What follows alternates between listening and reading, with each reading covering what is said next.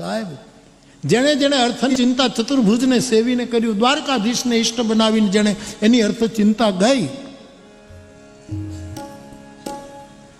ગાવું છે.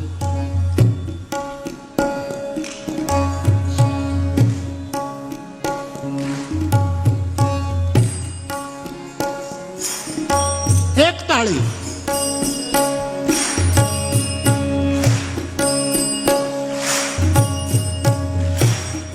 લાઈટ નથી થતી ને, લાઈટ નથી થતી ને, આવશે હમણાં આવશે.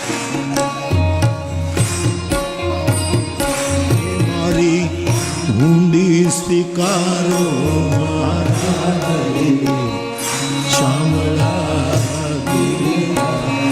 અરે નરસિંહ મહેતા તો દૂરની વાત. માઇક તો ચાલે છે ને, માઇક ચાલે તો સાંભળો. નરસિંહ મહેતા દૂરની વાત, 550-600 વર્ષ અર્થની ચિંતા મારા ચતુર્ભુજે લઈ લીધી, પ્રસિદ્ધ કથા છે. પણ આ વંથલી ગામ, જુનાગઢના તાબાનું વંથલી, જૈન ધર્મનો એક પ્રસંગ છે. બોલા પારાશર્ય સાહેબનું નામ છે મુકુંદ પારાશર્ય, એણે પ્રસંગ લખ્યો છે. મુકુંદ ઇતિહાસની તવારીખો સાથે આ વંથલીનો ઇતિહાસ, અને એ મેં વાંચ્યો છે સાહેબ. એટલે એક શેઠ હતા, અરે એ ગામનું નામ એ ભૂલી ગયો, એને એનું નામ સાંભળી કોઈ કે આ બનેલો આજનો પ્રસંગ હમણાંનો, આવીને કહે છે કે અમારે વંથળી જવું છે અને અમને બીક લાગે છે, પૈસા છે અમારી પાસે, ચાંદીના 100 સિક્કા છે, અને સાંભળ્યું છે કે આ જુનાગઢ ને આ બાજુ બધું એ વખતે વડાળમાં બધું તોફાનના અમુક પેલા હતા, તો વંથળીથી અમને આ પૈસા મળી જાય એવું કંઈક. અને વંથળીના એ પેઢીવાળાને ઓળખે નહીં. પણ સાહેબ દ્વારકાધીશને યાદ કર્યું કે તે નરસિંહની જો સ્વીકારી હોય તો નરસિંહ તો નથી, પણ નરસિંહનો પાડોશી છું, જુનાગઢ તાબાના વંથળીનો. સાહેબ ઓળખાણ વગર, કાંઈ લેવા દેવા વગર એડે ઊંડી લખી કે વંથળીમાં આ પેઢી છે,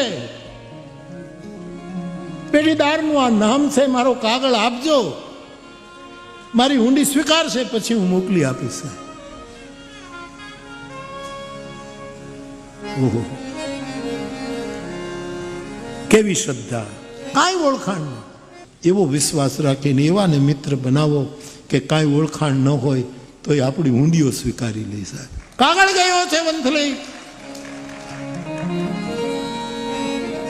ઘોડા ઉપર બેઠેલા છે, ધમા ધમા ધમા ધમા ધમા કરતા કરતા ઘોડા ઉપડ્યા છે રેવળ ચાલમાં અને પહોંચ્યા છે. શેઠનું નામ બતાવ્યું છે, આ શેઠની પેઢી છે. વંથલી વાળાએ કીધું છે આવો આવો આવો બાપા. પૂછતા પૂછતા ગયા છે, હુંડી લઈને આવ્યા છે. શેઠે વિચાર્યું કે આવો કોઈ માણસને હું ઓળખતો નથી, અને 100 ચાંદીના રૂપિયા આપવાના. એ વખતમાં થોડી વાર ગમ ખાઈ ગયા, પણ વિચારતા વિચારતા વિચાર્યું જેણે લખી હશે આ ચિઠ્ઠી એ કેટલો ભીષમાં હશે, અને એને મારા ઉપર કેટલો ભરોસો હશે. 100 ચાંદીના સિક્કા કદાચ ન આવે તો કાંઈ નહીં, પણ એનો ભરોસો ન તૂટે. અને આવેલા યાત્રિકો એ છેતરાયા એવો ઇલ્ઝામ ઓલા ઉપર ન જાય. સાહેબ કાંઈ પણ જોયા વગર એને રોકડા ગણી દીધા, સહી કરી નાનું નામ લખી લીધું.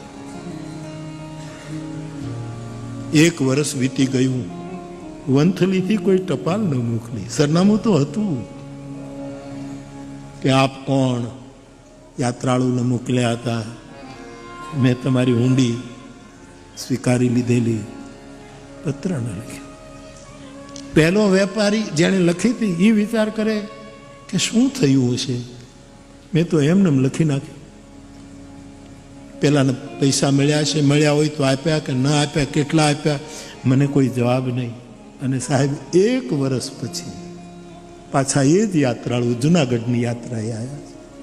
અને એમ થયું કે આ માણસે વંથલીથી અમારી ઊંડી સ્વીકાર એને મળવા ગયા. આવો બાપા, આવો આવો. ત્યારે આની સ્થિતિ સારી થઈ ગઈ હતી વર્ષમાં. એને ઊંડી લખી હતી, પધારો પધારો. બહુ સારું થયું. મારા મનમાં એક પ્રશ્ન હતો શું કે તે દિવસે મેં તમને ઊંડી લખી આપી, એ કોઈ વેપારી હતા ત્યાં? તો કે હા, પેઢી હતી. ઊભા થઈ ગયા, તમારું નામ સાંભળી, તમારું એડ્રેસ અમને બેસાડ્યા, ચા પાણી કરાવ્યા, અને કાંઈ પૂછપરછ કર્યા વગર એને રૂપિયા ધરી દીધા. આસુડાની દાળ થઈ ગઈ સાહેબ. અત્યારે કાંઈ તમારે ના ના, આ વખતે તો બધું બરાબર છે. એ તો તમે જાઓ ગિરનાર અને હું જાઉં છું વંથળી. ઉપડ્યો સાહેબ, સગવડ થઈ ચૂકી હતી. હવા હો ચાંદીના સિક્કા નાખ્યા પોતાની જોડીમાં અને વહાળી બાંધી હતી કટી ભાગ ઉપર અને ઉપડ્યો છે. આવ્યો, સરનામું તો હતું શેઠ, એકાબીજા કોઈ ઓળખે નહીં. આવો આવો, ક્યાંથી ક્યાંથી પૂછો, ક્યાંથી પૂછું, ક્યાંથી આવો છો?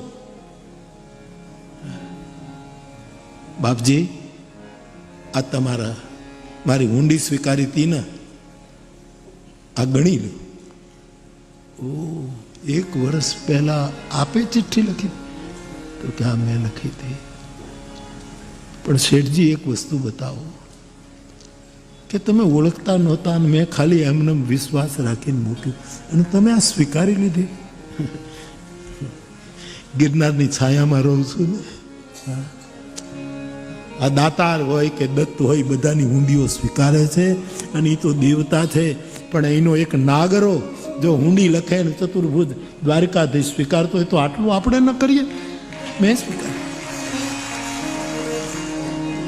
પણ બાપજી, આ રૂપિયા ગણવા ખાતર ગણ્યા હો, અને 125 નીકળ્યા.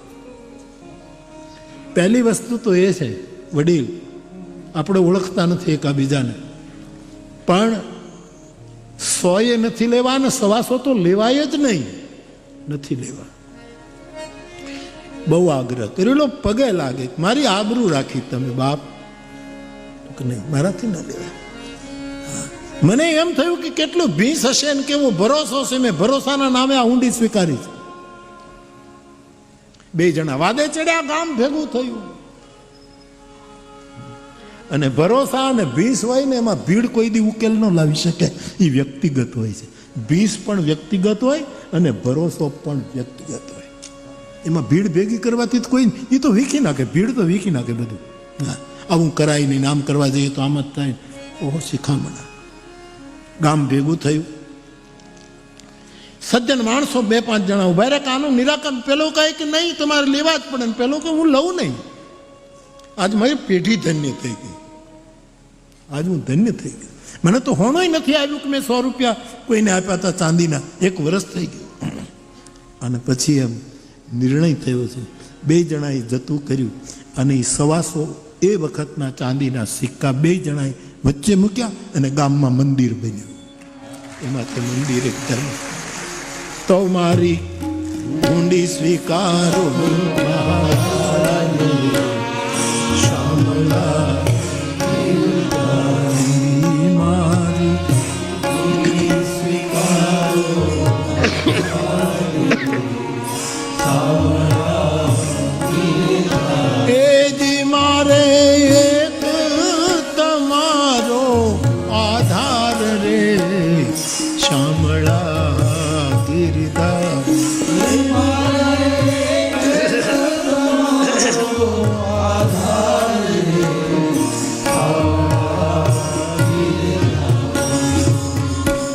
ગરથ મારું ગોપીચંદન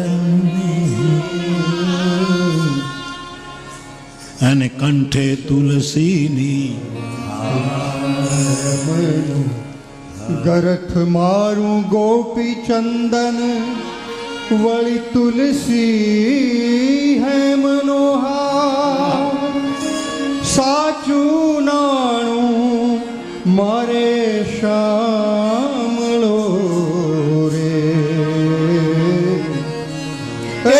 મારે દોલત જાંજ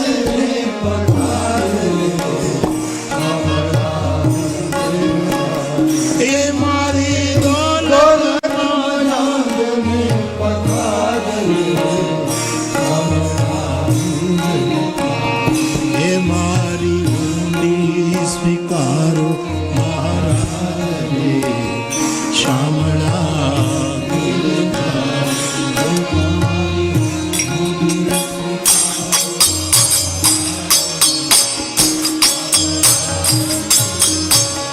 એ મારી દોલતમાં જાંજને